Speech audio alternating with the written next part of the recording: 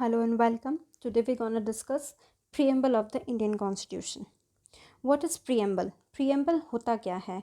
Preamble किसी भी document का या किसी भी कॉन्स्टिट्यूशन का एक इंट्रोडक्टरी स्टेटमेंट है जो कि एक ब्रीफ आइडिया ये देता है कि उस कंट्री के कॉन्स्टिट्यूशन में या किसी भी डॉक्यूमेंट के अंदर क्या सेट ऑफ रूल्स हैं या उस डॉक्यूमेंट की क्या फ़िलॉसफी है या क्या ऑब्जेक्टिव हैं. हम इसे शॉर्ट सेंस में ये कह सकते हैं कि it's a preface to the document और एनी कॉन्स्टिट्यूशन. साथ ही प्रियम्बल से हमें ये भी पता पड़ता है कि उसके जो फ्रेमर्स हैं या जिन्होंने उस प्रियम्बल को लिखा है उनका माइंडसेट क्या था, उनके क्या इंटेंशंस या क्या होप एस्पिरेशंस थी उस कॉन्स्टिट्यूशन को लिखते टाइम. मतलब उस कंट्री की क्या ज़रूरतें थी या उस कंट्री में किस तरीके के सेट ऑफ रूल्स हैं जिनके ऊपर वो कंट्री वर्क करती है. ये सब चीज़ें जो हैं उसके प्रियम्बल से हमें पता चलती हैं. दुनिया के अंदर सबसे पहले प्रियम्बल किसी भी कॉन्स्टिट्यूशन में इंक्लूड किया गया था यूएसए के अंदर, United states of America. India ने प्रियम्बल का आइडिया यूएसए से ही लिया है, लेकिन जो प्रियम्बल लिखने की लैंग्वेज है, जिस टेक्स्ट या जिस फॉर्मेट में वो लिखा गया है, वो ऑस्ट्रेलिया से लिया है. इंडिया के प्रियम्बल से हमें 4 बातें पता पड़ती हैं.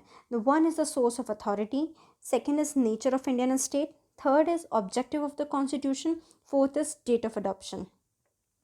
सोर्स ऑफ अथॉरिटी से ये मतलब है इंडिया के अंदर कि इंडिया का जो कॉन्स्टिट्यूशन का सोर्स है या उसका जो कॉन्स्टिट्यूशन है या पार्लियामेंट को जो पावर्स हैं या किसी भी स्टेट ऑर्गेनाइजेशन को जो पावर्स दी गई हैं वो वहाँ के लोगों के द्वारा दी गई हैं. इसका मतलब कि जो स्टेट ऑफ अथॉरिटी है वो डिराइव की गई है from the people of India. Second is nature of Indian state. Preamble हमें ये बताता है कि इंडिया का जो नेचर है या फिर इंडिया जो स्टेट है उसका क्या नेचर है. India is a sovereign country. इसका मतलब इंडिया इंडिपेंडेंट कंट्री है. किसी भी एक्सटर्नल पावर का इंडिया के अंदर कोई कंट्रोल नहीं है. इंडिया अपने डिसीजंस खुद ले सकता है और किसी का इंटरफेरेंस उसमें अलाउ नहीं है. इंडिया सोशलिस्ट कंट्री है, लेकिन इंडिया का सोशलिज्म नेशनलिज्म के जैसा नहीं है जैसे कंप्लीट नेशनलिज्म होता है. इंडिया के अंदर कुछ ऑर्गेनाइजेशन पब्लिक हैंड्स में है और कुछ ऑर्गेनाइजेशन प्राइवेट हैंड में है. इंडिया के अंदर मिक्स्ड इकोनॉमी में काम किया जाता है. India as a secular country है. कोई एक रिलीजन प्रोमिनेंट नहीं है. हर एक रिलीजन को इक्वल राइट्स दिए गए हैं. India is a democratic country, everyone having a right to vote, and there is also a social democracy also. India is a republican country. It means कि head of nation जो होगा वो elected होगा और जिसे हम प्रेसिडेंट कहेंगे, all दो president is elected indirectly. Objective of the constitution. India के प्रियम्बल से ये पता चलता है कि इंडिया में किस तरीके का जस्टिस है. इंडिया के अंदर social, economic and political justice की बात की गई है. Liberty, thought expression, belief, faith and worship की लिबर्टी दी गई है. इक्वालिटी स्टेटस एंड अपॉर्चुनिटी में दी गई है. It means rich and poor all having a equal rights, all having a equal opportunity.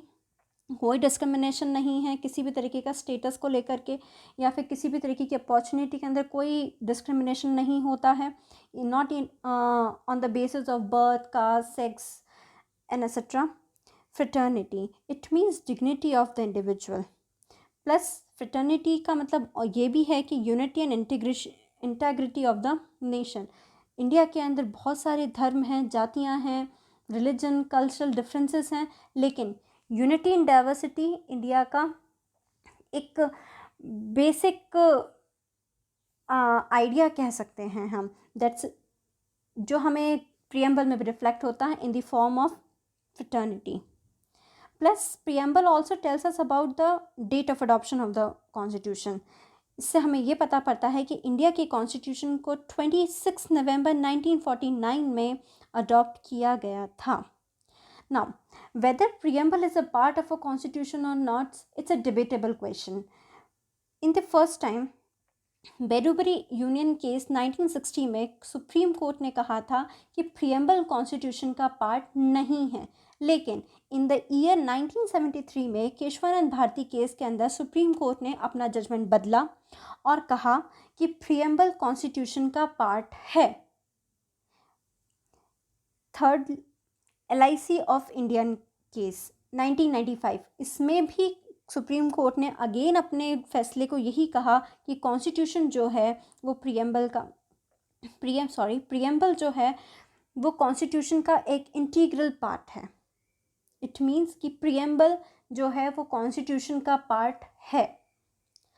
Now, क्या प्रियम्बल के अंदर जो बातें लिखी गई हैं या फिर प्रियम्बल में कोई चेंजेस आ सकते हैं, वेदर प्रियम्बल इज अमेंडेबल और not? First time Keshavananda Bharati case के अंदर सुप्रीम कोर्ट ने ये बात कही थी कि बेसिक एलिमेंट या fundamental feature of the constitution जो प्रियम्बल में कंटेन्ड है या लिखे गए हैं वो ऑल्टर नहीं होने चाहिए किसी भी अमेंडमेंट, जो कि अमेंडमेंट किसके अंडर हो रहा है, आर्टिकल 368 के अंदर।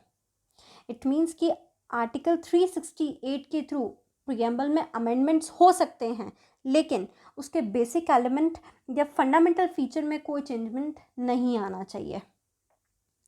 प्रियम्बल को सो फार एक बार अमेंड भी किया गया है इन द ईयर 1976 के अंदर bye 42nd constitutional amendment act में, और 3 वर्ड्स उसमें एड ऑन किए गए थे, सोशलिस्ट, सेक्युलर एंड इंटेग्रिटी।